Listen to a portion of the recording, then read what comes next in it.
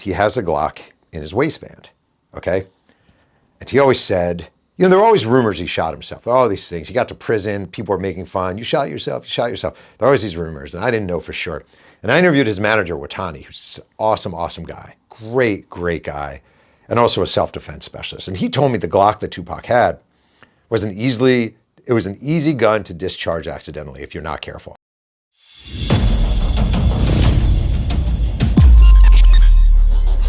As far as like 94, 93, 94, and Tupac is in New York City, back and forth to California. Yeah. And he's shooting above the rim. Supposedly he runs into and meeting some guy named Haitian Jack. Yeah. As well as some guy named Jimmy Henchman. Yeah. Jim A's. Roseman. Yeah. Yeah. So, can you tell me the beginning of how that whole thing? Well, all right, Quad Studios is fascinating. Yeah. Fascinating. And I will say, one of the guys I interviewed and he told me he'd never been interviewed before, is the first EMT to get to the scene who treated Tupac on the scene. Interesting. And never done an interview before. So basically, Tupac is in New York because he's on trial for the sexual battery of Ayanna Jackson. And he's on trial. And there's a rapper named Little Sean who's recording at Quad Studios. Yeah. And Little Sean did some stuff with Biggie back in the day.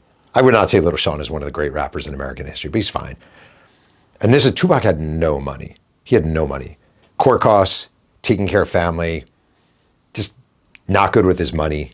You know, he was an excessive spender. He didn't raise, and he was never raised with a bank account. He was never raised learning how to, you know what I mean? Like, yeah. You know what I mean? Like a lot of people, I can't say most, but a lot of people in this country, your parents teach you, all right, we're going to open a bank account. And here's $5. What do you do with it? He never had any of that. He didn't have a male role model around. His mom was a crack addict. He was not good with money.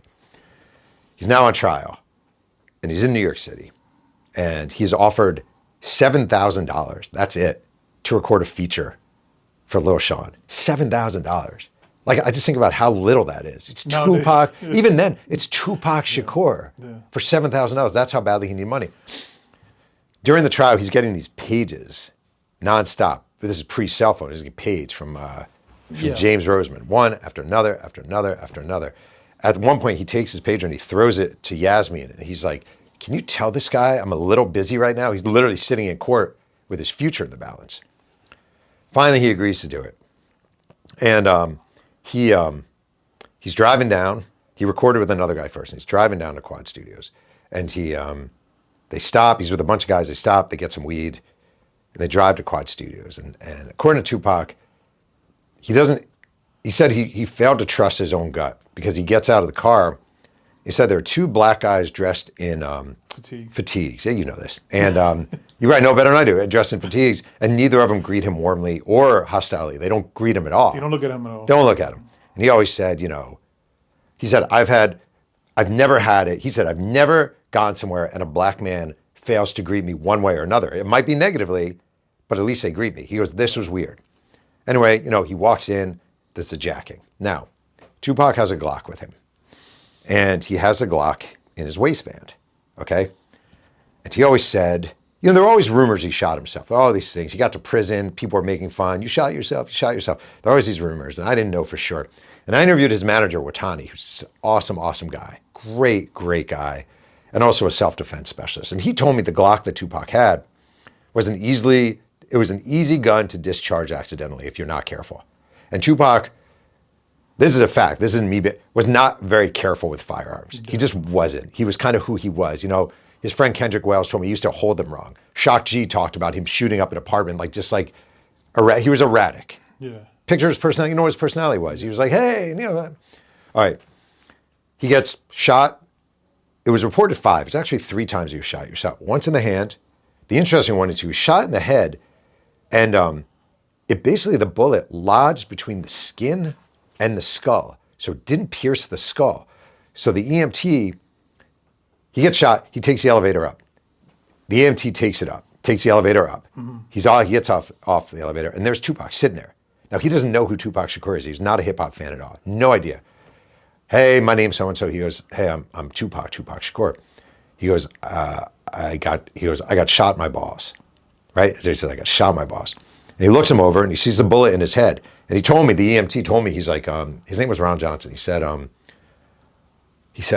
it was really unusual. It wasn't suspicious. It was unusual because he easily could have died. Like if the bullet is here instead of here, but it's here. And literally picture like a splinter going into your skin. That's basically, it was like a big splinter.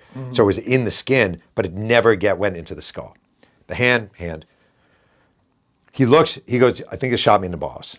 You want to see? He goes, you want to see? The EMT doing, you want to see? And the guy's like, not really, but it is my job, right? But is it the actual balls or the? I'm going to tell you. Pulls down his pants, pulls down his shorts. He did shoot himself in the ball, and then it went in the leg, right? Wait, in the actual scrotum? Yeah, correct. Okay. EMT said to me, and he's like, I've never talked to anyone about this. He's like, but I've thought about it for years because it wound up being a guy who was famous, you know? He didn't know who he was then, but he certainly knew afterwards. All right. He said the crazy thing was he had to have shot himself in the balls because there was no entrance wound. On his jeans. There was no entrance sign in the jeans or underwear. So he had to have the waistband. He said to me, he goes, it's a fact. He had to have because there was no entrance area. And you can tell whether a bullet is entering or exiting. So basically, under his shorts, through his testicle, into the leg. Right. And that's how he shot himself. So they come down I'll tell you another crazy thing about this all right, they take the elevator down. But they take him kind of like crazy. It's not like. Well, they couldn't fit him in. Yeah, exactly. They couldn't fit him in because originally he would be horizontal, but they had to go vertical. So he's like dripping blood onto the floor of the elevator because he's like this. And, you know, he had wounds and they addressed them, but there was some blood that dripped off of him onto the floor. So picture him like Frankenstein against a wall, basically, you know, and he's like, they have him up in a vertical position. Strapped, but vertical. Yeah. They get down. It wasn't a big elevator. They roll him out of the elevator. He does the middle fingers because Biggie is standing there. Puffy was standing there, whatever. He does the fingers. I interviewed another EMT who was the EMT who was in the ambulance. I tracked that guy down too. And he told me the thing that was funny is Tupac then gave the EMTs the middle finger. And the guy actually told me, he said to Tupac, he goes, what? He goes, why are you giving us a middle finger? We're just trying to help you, man. And Tupac goes, yeah, I'm sorry. I just got caught up in the moment. I'm really sorry. And he said on the ride to the hospital, he said Tupac was very collegial and cordial and actually a very nice guy. You remember this, like he was talking, he wasn't like out of it. He was talking, and they get to the hospital, and the head surgeon comes down, and Tupac says to a nurse, he goes, "Are you going to be able to save my ball? I got to keep my ball." And the head surgeon is like, "That's not funny." And Tupac goes, "I'm the one who might be losing the ball. I can make jokes if I want." And everyone cracked up in the hospital. So he still had his sense of humor about it. And that night in the hospital, or it might have been the next day, Biggie tries visiting Tupac. Right. And he couldn't, and it wasn't Tupac. Some people say it was Tupac turning him away. It wasn't. It was just, he wasn't getting visitors at that point. Nation of Islam, I think? Or I had the bodyguards there. Yeah. Well, they hired Watani. I think it was Watani hired. Tupac used to have Nation of Islam bodyguards in the hospital you're talking about. Yeah. But does Tupac know that Biggie tried to visit? He might have known afterwards. I don't know that. But he didn't know at the moment. It wasn't Tupac turning Biggie away at the hospital. Right. Now, Tupac is later in Clinton Correctional Facility. Right. Biggie reaches out to Watani, his manager, and says, yo, I want to visit Tupac in prison. And Watani says to Tupac, you know, Biggie really wants to come. I think you should let him come. And Tupac says, fuck that guy. There's no way I'm letting him come. Fuck that guy. And I interviewed a lot of guys he was in prison with at Clinton. And to a man, they were like, that guy hated Biggie. He blamed Biggie. He 100% blamed Biggie. He talked about it incessantly, almost annoyingly so. Like he was fixated on Biggie.